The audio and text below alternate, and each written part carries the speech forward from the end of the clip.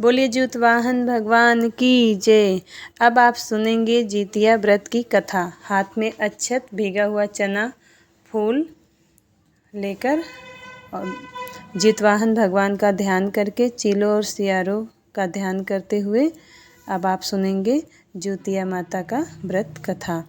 एक समय की बात है, नर्मदा नदी के पास कंचनवटी नाम का एक नगर था। नदी के पश्चिम दिशा में मरुभूमि थी जिसे बालूहटा कहा जाता था। वहाँ पर विशाल पाकड़ का एक पेड़ था। उस पर पेड़ पर चील रहती थी। पेड़ के नीचे एक खोखड़ था जिसमें सियारन रहती थी। चील और सियारन में गहरी दोस्ती थी। एक बार दोनों ने मिलकर कुछ स्त्रियों को ज्योतिया का व्रत करते हुए देखा। तब उन्होंने यह व्रत करने का संकल्प लिया। फिर दोनों ने भगवान जिमूतवाहन की पूजा करने के लिए निर्जला व्रत रखा। व्रत के दिन उस नगर में बड़े व्यापारी की मृत्यु हो गई थी और व्यापारी का दाह संस्कार उसी मरुस्थल पर किया गया। दिन बीत गए, पर दिन बीतने के बाद वहाँ मौसम खराब हो गया। बिजली कड़कने लगी, बादल गरजने लगा, वहाँ पर बड़ा तूफान आ गया। अब सियारन को भूख सताने लगी। मुर्दा देखकर वह खुद को रोक न पाई और उसने व्यापारी की शरीर को खा लिया। इस तरह उस सियारन का व्रत टूट गया।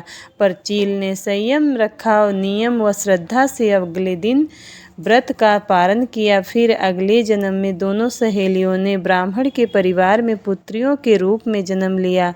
चील बड़ी बहन बनी और उसका नाम शीलावती रखा गया। शीलावती की शादी बुद्धिसेन के साथ हुई। सियारन छोटी बहन के रूप में जन्म ली और उसका नाम कपूरावती रखा गया। उसकी शादी नगर के राजा मलाई केतु से हुई।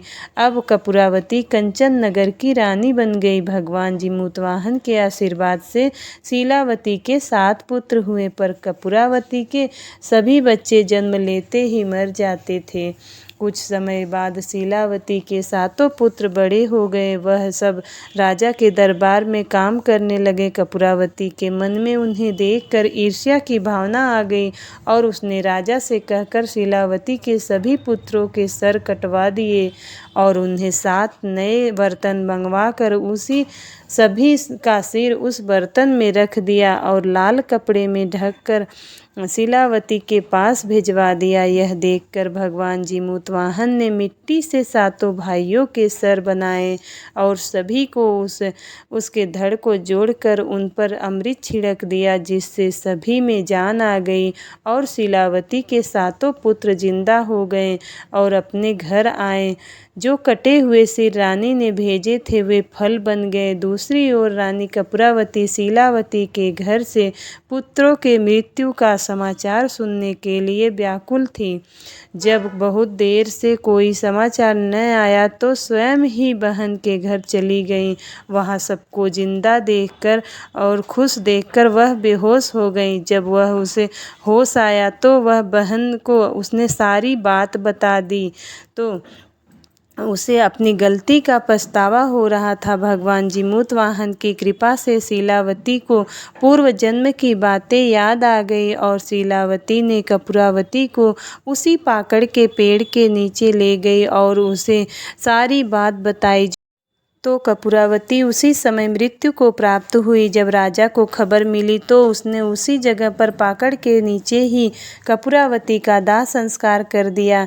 हे भगवान जिमूतवाहन, जैसे आपने शीलावती के 7 पुत्रों की रक्षा की, वैसे ही इस कहानी को कहते और सुनते हुंकारा भरने वाले सब पर कृपा करना। बोलिए जिमूतवाहन भगवान की जय। बोलिए चीलों सियारों की जय। सभी देवी देवता की जय।